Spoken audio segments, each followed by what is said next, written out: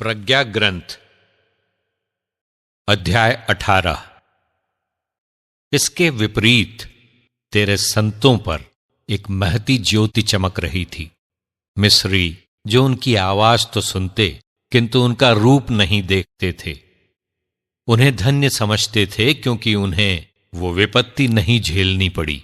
मिस्री अपनी शत्रुता के लिए उनसे क्षमा मांगते और धन्यवाद देते थे क्योंकि वे अपने अत्याचारियों को हानि नहीं पहुंचाते थे।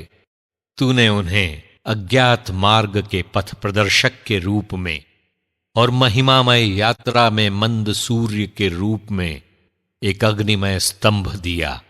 मिस्री प्रकाश से वंचित होकर अंधकार के कैदी बनने के योग्य थे, क्योंकि उन्होंने उन पुत्रों को कैद में बंद किया जिनके द्वारा संहिता की अमर ज्योति संसार को प्राप्त होने वाली थी। 10वीं विपत्ति, पहलौठों की मृत्यु।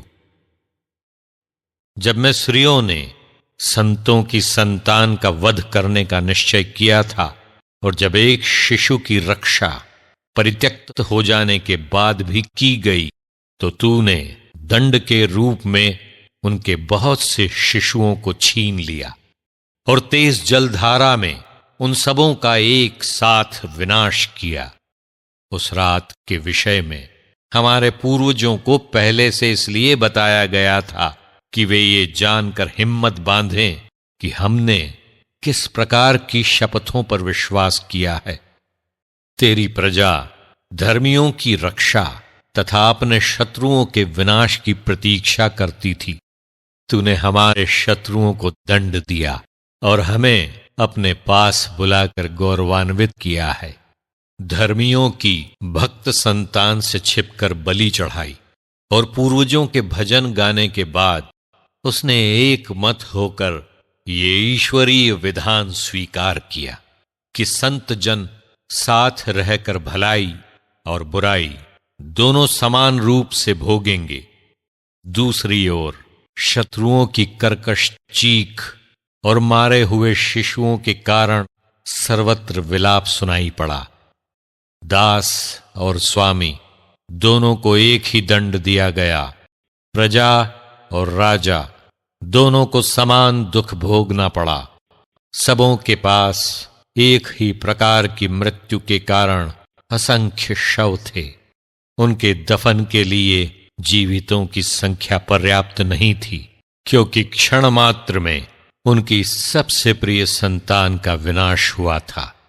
वे अपने जादू टोने के कारण अविश्वासी बने रहे थे, किंतु अपने पहलौठों का विनाश देखकर उन्होंने स्वीकार किया कि ये प्रजा ईश्वर की संतान है। जब सारी पृथ्वी पर गहरा सन्नाटा छाया हुआ था और रात्रि तीव्र गति से आधी बीत चुकी थी, तब तेरा सर्वशक्तिमान वचन तेरे अपरिवर्तनीय निर्णय की तलवार लेकर स्वर्ग में तेरे राजकीय सिंहासन पर से एक दुर्दम्य योद्धा की तरह उस अभिशप्त देश में कूद पड़ा। वो उठ खड़ा हुआ और उसने सर्वत्र मृत्यु का आतंक फैला दिया। उसका सिर आकाश को छू रहा था और उसके पैर पृथ्वी पर थे। भयानक दृश्यों ने उन्हें भयभीत किया और उन पर अचानक आतंक छा गया। वे इधर उधर अधमरे गिर पड़े और उन्होंने अपनी मृत्यु का कारण प्रकट किया। जिन दृश्यों ने उन्हें भयभीत किया, उनसे उन्हें ये पता चला, जिससे अपनी विपत्ति का कारण जाने बिना उनकी मृत्यु न हो। हारून का हस्तक्षेप। धर्मियों की भी मृत्यु द्वारा परीक्षा की गई। उजाड़ खंड में बहुतों की मृत्यु हो गई, किंतु क्रोध बहुत समय तक नहीं बना रहा। एक अनिंद्य व्यक्ति ने शीघ्र ही उनकी रक्षा की।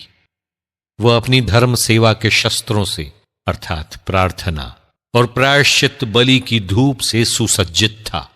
उसने क्रोध का सामना किया, विपत्ति को समाप्त किया और अपने को तेरा सेवक प्रमाणित किया।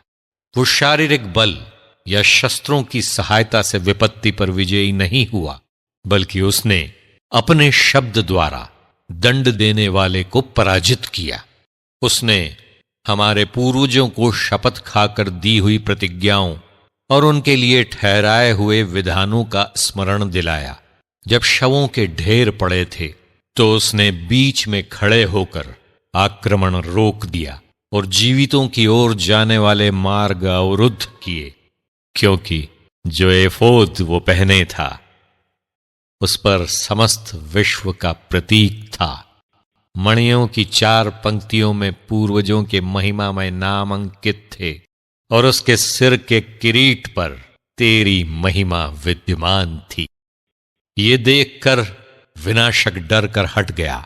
इस प्रकार क्रोध का प्रदर्शन पर्याप्त था।